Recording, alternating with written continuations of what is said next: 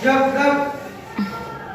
Sebelum kita belajar, mari kita berdoa menurut agama dan kepercayaan kita masing-masing. Berdoa mulai.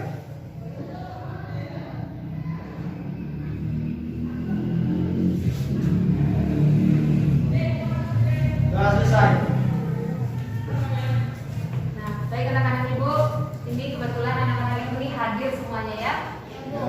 Semoga kita selalu diberi kesehatan oleh Tuhan untuk tetap bisa hadir ke sekolah dan melaksanakan kegiatan lainnya di masa pandemi.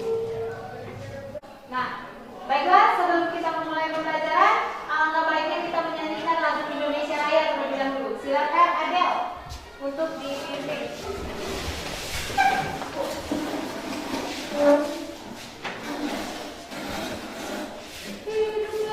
Indonesia Raya, Indonesia, satu dua tiga.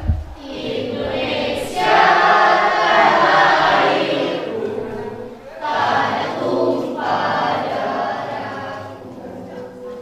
Di sanalah aku berdiri, jadi pandu ibuku.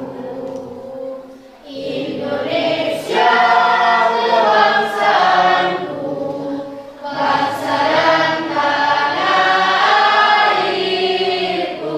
Marilah kita berseru, Indonesia bersatu.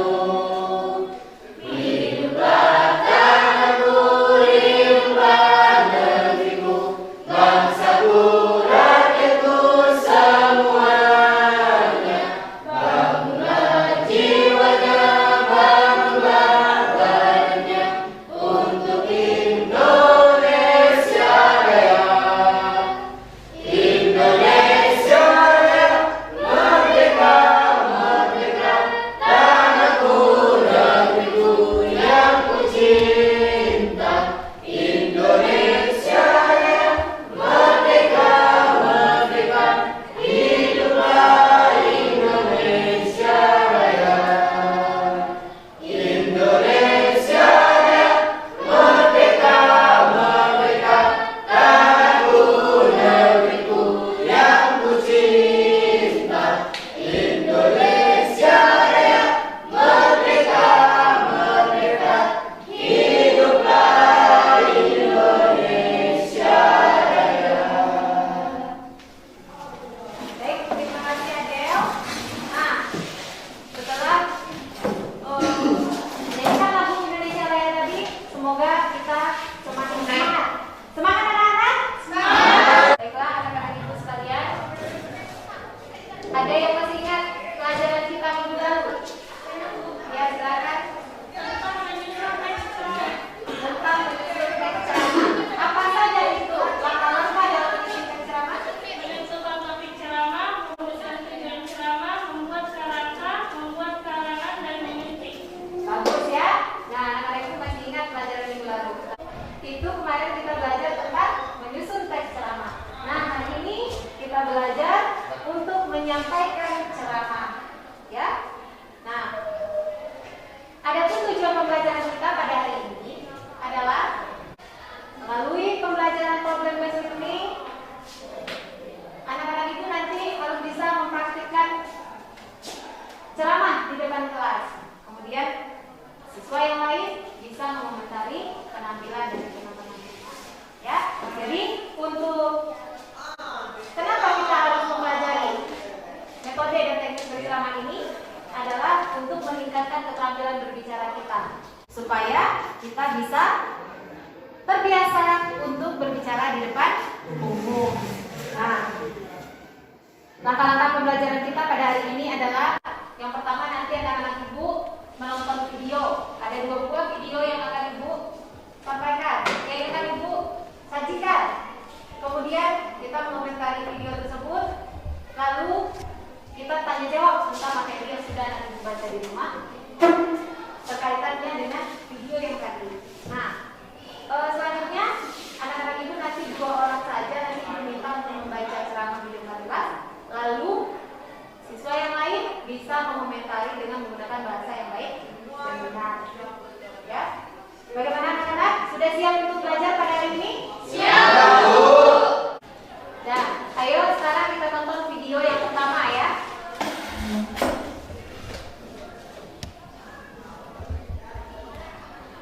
proyeksi pendidikan abad 21 ada 3 komponen utama yang mendasar.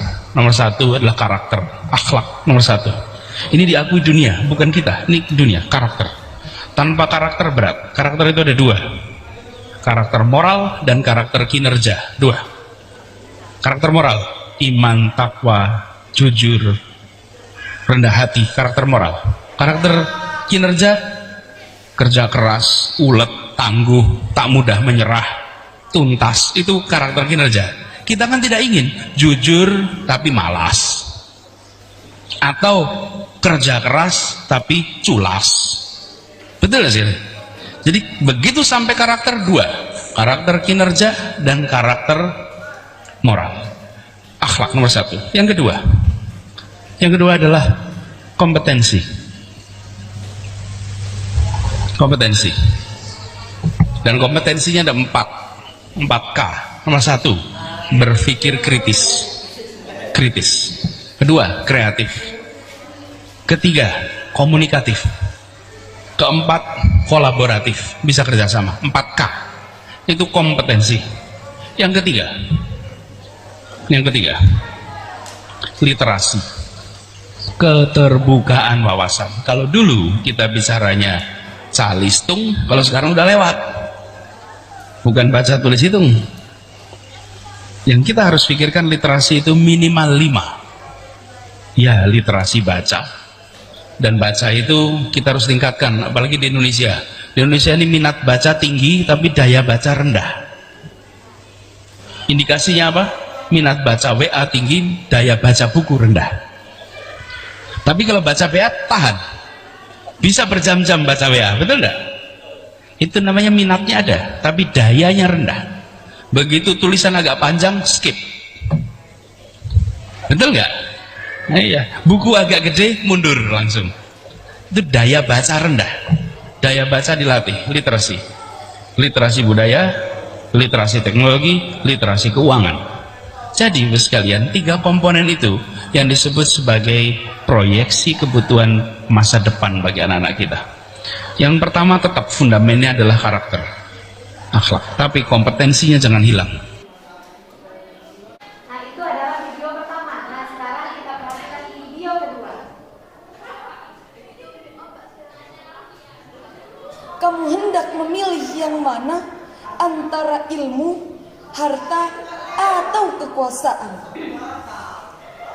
Hadirin yang dirahmati Allah, kisah tadi menggambarkan kepada kita betapa pentingnya ilmu. Karena dengan ilmulah kita mendapatkan kebahagiaan di dunia dan di akhirat.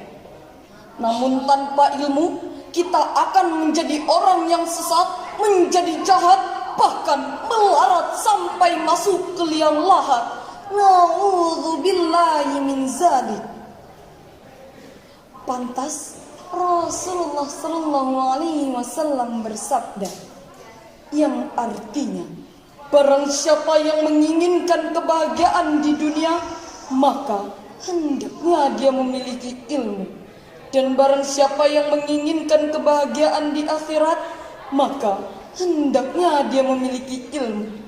Dan barang siapa yang menginginkan kebahagiaan di dunia dan di akhirat, maka hendaknya dia memiliki ilmu. Luar biasa kan hadirin, betapa mulia dan utamanya orang mencari ilmu. Nah, sekarang saya mau bertanya kepada semuanya, siapa yang kepingin jadi orang sukses, kaya raya, dan masuk surga? Pasti semuanya kepingin kan? Maka caranya cuma satu. Mari sama-sama bersemangat mencari ilmu di sekolah ataupun di rumah. Karena Allah Subhanahu wa Ta'ala akan meninggikan derajat orang-orang yang memiliki ilmu.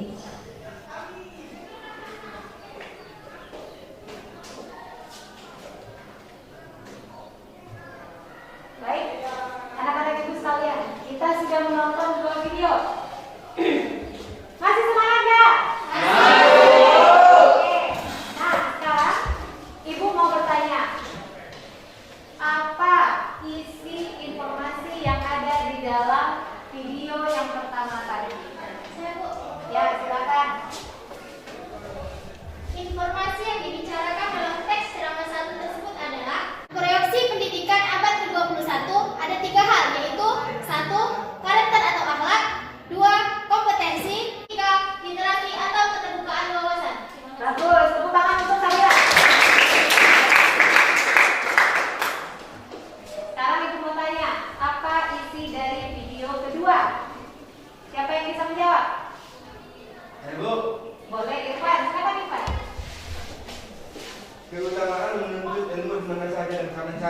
Baik, keutamaan menuntut ilmu dan di mana Bu? Di mana saja? Tepuk tangan untuk kita. Jadi itulah video yang pertama tadi adalah mengenai proyeksi pendidikan abad 21. Yang kedua adalah keutamaan untuk menuntut ilmu. Nah, anak-anak ibu tentu saja sudah memahami materi tentang metode dan hal-hal yang harus diperhatikan di dalam berceramah. Yang pertama, ibu mau ngecek terlebih dahulu metode. Ada berapa metode di dalam berceramah? 4. Ya, bagus. Siapa yang bisa menjawab yang mana dia yang 4 itu? Baik, Nadia. Extemporer, impromptu, membaca naskah dan menghafal. Bagus, tepuk tangan untuk. Jadi ada 4 ya metodenya. Nah, yang pertama extemporer, kemudian impromptu, kemudian menghafal dan membaca teks, ya. Nah, sekarang ibu mau tanya, yang impromptu yang mana ya? Coba siapa yang bisa menjawab? Ya, bagus, Joda. Teknik impromptu adalah teknik berceramah tanpa adanya persiapan. Teknik tanpa ada persiapan, benar? Benar. Sekarang teknik yang kedua, teknik extemporer. Saya Bu. Bagus, siapa nih? Dinar. Dinar, silakan Dinar. Metode ceramah dengan cara hanya menulis pokok pembahasan atau gagasan utama. Menulis pokok-pokoknya saja atau gagasan utamanya, benar? Selanjutnya ada menghafal dan membaca teks ya, 4 ya. Nah, di dalam kira-kira video tadi yang 2 tadi, apa yang ada di situ? Mereka menggunakan metode berceramah yang mana? 2 penceramah yang sudah kita tonton tadi. Siapa yang tahu? Saya Bu. Ya, silakan Andi. Di video 1 itu Bu menggunakan metode impromptu. Di video 2 menggunakan metode menghafal Bu. Ya. Dari mana Anggi bisa menentukan bahwa video pertama adalah impromptu, video kedua adalah dengan teknik menghafal? Dari mana? Itu Bu, video 1 ceramah Pak Manta Menteri Pendidikan. Ya. Video 2 lomba ceramah. Biasa menyiapkan teks terlebih dahulu, lalu menghafalkannya Bu. Bagus, tepuk tangan untuk Anggi. Nah, baiklah anak-anak ibu sekalian, itu adalah metode ceramah.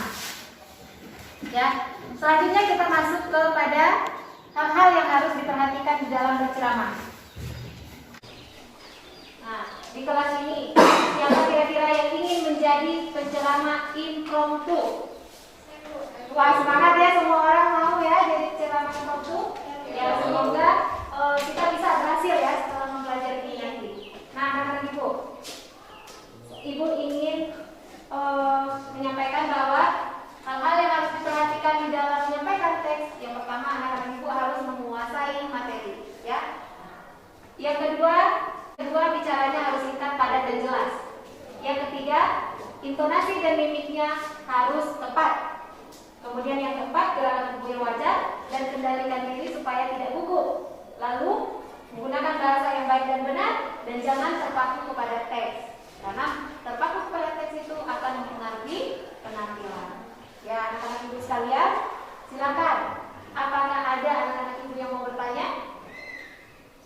Ya, silakan Deborah. Mengapa kita harus menguasai materi? Apakah kita tidak boleh membaca teks selamanya langsung? Mengapa kita harus membaca? Kenapa tidak boleh langsung membaca teks ceramahnya itu? Apa kira-kira jawabannya? Silakan, siapa yang mau menjawab? Saya Bu, Goldo, silakan. karena kita harus siap dengan materi yang akan kita baca. Ada lagi yang mau menjawab? Ya, silakan. Kalau tidak menguasai materi, bisa saja kita salah menyampaikan maksud dan tujuan ceramahnya. Bisa jadi pendengarnya salah paham. Bagus. Salah paham. Jadi kalau kita baca materinya, kita tahu intonasinya, orang lain tidak salah paham apa maksud yang ingin kita sampaikan dan yang akan disampaikan dalam teks tersebut. Nah, selanjutnya apakah ada yang mau bertanya lagi? Saya Bu. Ya, silakan. Penampilan seperti apa yang harus kita tunjukkan dalam berceramah? Penampilan seperti apa yang harus kita tunjukkan? Siapa yang bisa menjawab ini? Saya Ibu. Ya, silakan Damar. Mau cara sama Ibu. Dengan berpakaian yang sopan dan sesuai, misalnya ceramah agama, kita harus memakai pakaian muslim, misalnya bagi yang Islam. Bagus, penampilannya harus disesuaikan. Ya, jadi kalau kita mau tampil ceramah, kita harus sesuaikan situasinya dan kondisinya tuh di mana. Kalau ceramah agama berarti kita harus pakai pakaian yang sesuai dengan agama tersebut. Kalau nanti audiens kita itu anak-anak, berarti pakaian kita yang seperti apa? Yang ceria, menarik, warnanya cerah. Kemudian dalam acara kenegaraan mungkin harus jelas juga kita pakai baju apa, ya. Nah, itu adalah penampilan. Ya bagus ya, ini Chandra tadi. Nah, lanjut. Kira-kira ada lagi nggak ya sesuai yang bertanya? Ibu, boleh? Kalau berbicara di depan kadang-kadang kurang percaya diri atau merasa malu. Apa ya Bu trik agar kita tidak gugup? Bagus. Apa ya trik supaya kita tidak gugup? Tepuk tangan dulu. Bagus pertanyaannya. Kira-kira siapa yang bisa menjawab? Bagaimana caranya? Ayo. Damar. Jangan lihat mata pendengar. Ya. Harus yakinkan diri bahwa kita bisa. Ya. Yang paling penting itu kuasai materinya. Bagus.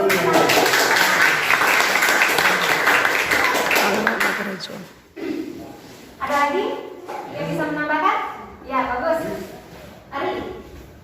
Silakan. Rajin dengar ceramah dan lihat penampilan orang berceramah. Rajin nonton orang berceramah, itu kata si Ari. Tepuk tangan dulu untuk Ari. Ya. Jadi supaya berapa? Supaya kita bisa meniru orang lain, ya, kita bisa meniru gerakan orang lain, jadi kita merasa percaya diri. Kalau kita tidak pernah mendengarkan orang berceramah, tentu saja kita tidak bisa, karena bisanya berceramah harus bisa juga terlebih dahulu mendengarkan dan menyimak, ya. Jadi kita harus menyimak dulu seperti apa bentuknya, baru kita bisa mempraktekkannya. Selanjutnya, anak-anak Ibu, dari video tadi, ya, dari video tadi masih ingat nggak video tadi? Masih ya, Bu, ya? Masih ya? Nah, sekarang bagaimana intonasi dari dua video tadi? Sudah bagus atau belum? Sudah. Jelas atau belum? Jelas. Bisa dimengerti atau tidak? Bisa. Ya. Kemudian mimiknya bagaimana? Ya. Karena kebetulan yang pertama itu adalah Pak mantan Menteri Pendidikan kita, yang kedua adalah orang juara 1 lomba ceramah. Jadi, nah seperti itu tadilah contoh dalam berceramah. Gerakannya sudah harus pas, ya, tidak boleh berlebihan, tidak boleh over. Jadi harus pas, harus sesuai dengan apa yang kita sampaikan, supaya orang lain juga bisa membaca bahasa tubuh kita. Untuk membaca ini, anak-anak Ibu harus menuliskan komentarnya terhadap temannya yang tampil, ya. Nah, jadi kamu langsung tuliskan di LKPD ini, ditulis saja, nanti ini dikumpul kembali. Bisa dipahami? Bisa. Tidur, jangan tidur.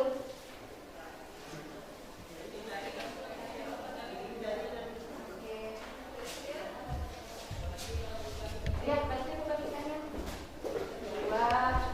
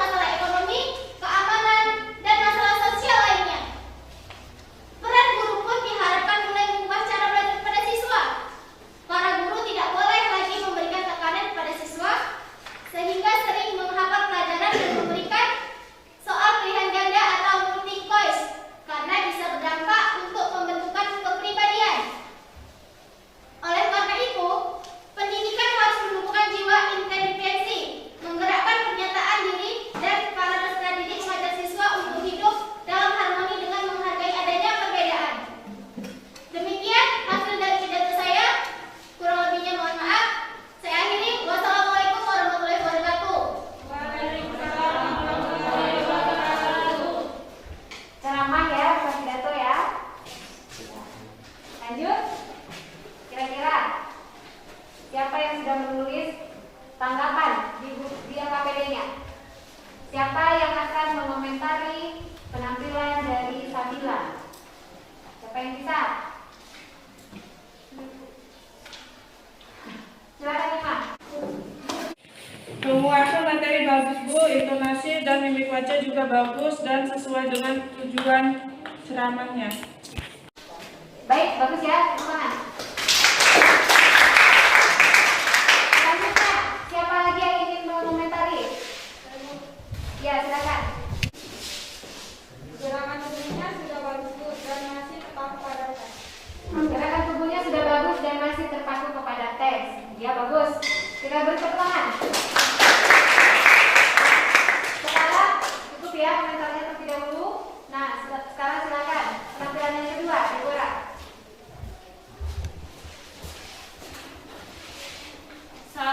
Selamat pagi dan salam sejahtera untuk kita semua.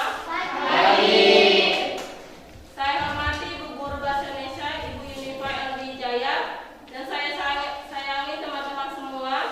Puji syukur kita panjatkan kepada Tuhan masih diberi kesehatan dan kesempatan untuk hadir di sekolah ini. Baiklah teman-teman yang saya muliakan, perbaikan kualitas bangsa ditempuh, terutama melalui pendidikan. Pendidikan itu proses yang panjang yang tak henti-henti untuk mencapai satu tujuan dan terbuka untuk menerima ide-ide dan konsep-konsep itu. Makna henti-hentinya untuk mencapai satu tujuan dan terbuka untuk menerima ide-ide dan konsep-konsep baru, itu makna pendidikan, sehingga suatu saat hasil dari pendidikan itulah yang harus yang menumbuhkan budaya baru dengan manusia yang cerdas. Selama manusia cerdas, maka ia mempunyai kebijakan dalam jiwanya. Barulah setelah itu dia mampu menguasai sains dan teknologi. Semuanya melalui pendidikan yang tertata rapi, pendidikan yang mampu mencerdaskan, mampu menumbuhkan jiwa yang baik dan bijak. Dan menguasai sains teknologi, itulah nanti yang akan mengubah bangsa Indonesia menjadi Indonesia baru. Namun untuk menuju ke arah itu, jalan yang ditempuh sangat panjang dan berliku karena persoalan pendidikan sangat terkait dengan faktor lain, termasuk masalah ekonomi, keamanan, dan masalah sosial lainnya. Para guru diharapkan mulai mengubah cara belajar kepada siswa. Pak guru pun tidak boleh lagi memberikan tekanan kepada siswa seperti pelajaran menghafal, memberikan soal pilihan ganda atau multiple scores, karena bisa berdampak pada pembentukan kepribadian. Oleh karena itu, pendidikan harus menumbuhkan jiwa independensis, menggerakkan pernyataan diri, dan para pendidik mengajar siswa untuk hidup dalam harmoni dengan menghargai adanya perbedaan. Demikianlah ceramah saya. Jika ada perkataan saya, mohon dimaafkan. Terima kasih atas perhatiannya. Selamat pagi. Baik, tepuk tangan untuk. Ya, bagus ya. Nah, sekarang siapa yang akan memberi tanggapan untuk Deborah? Saya Bu. Silakan Chandra. Ya, silakan. Terlihat gugup dan kurang jelas karena ada kesalahan pengucapan. Terdapat kesalahan pengucapan. Bagus, tepuk tangan untuk Chandra. Selanjutnya,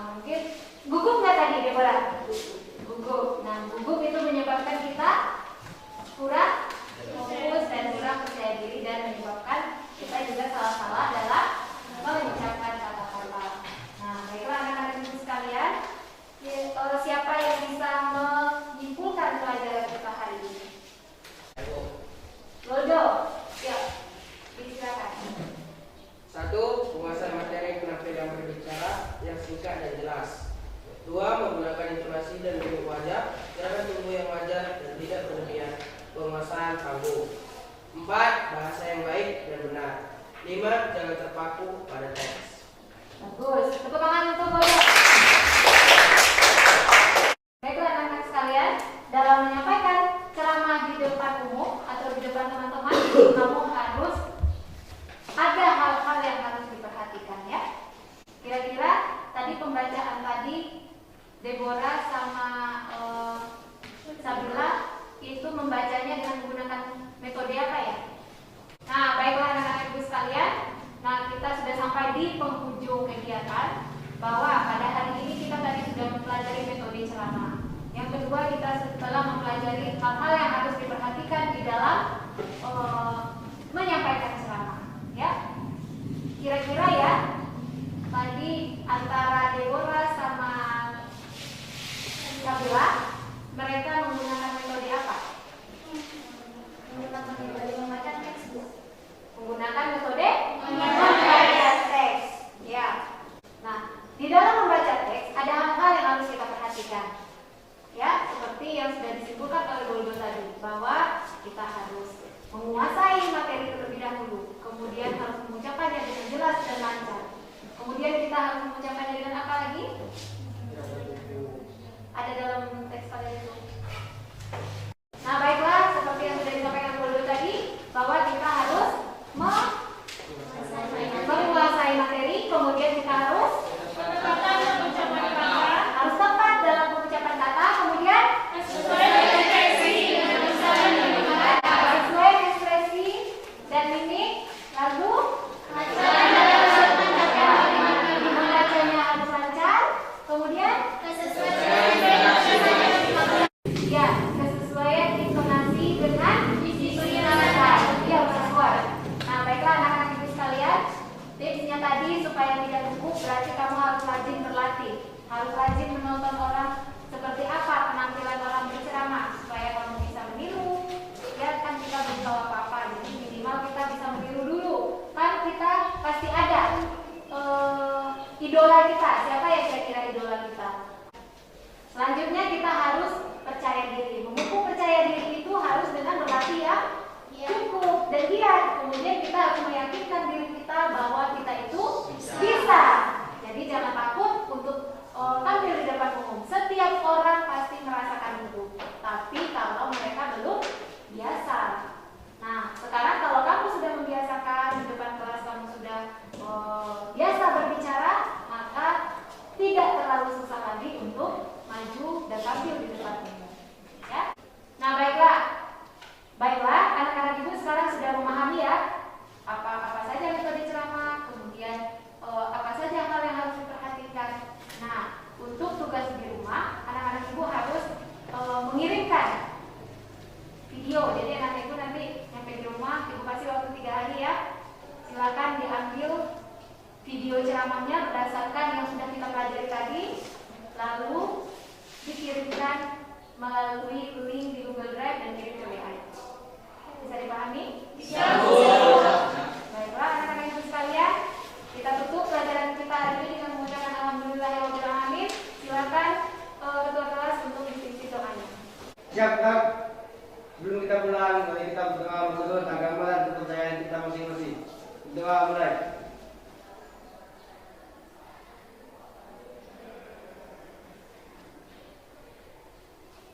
Doa selesai.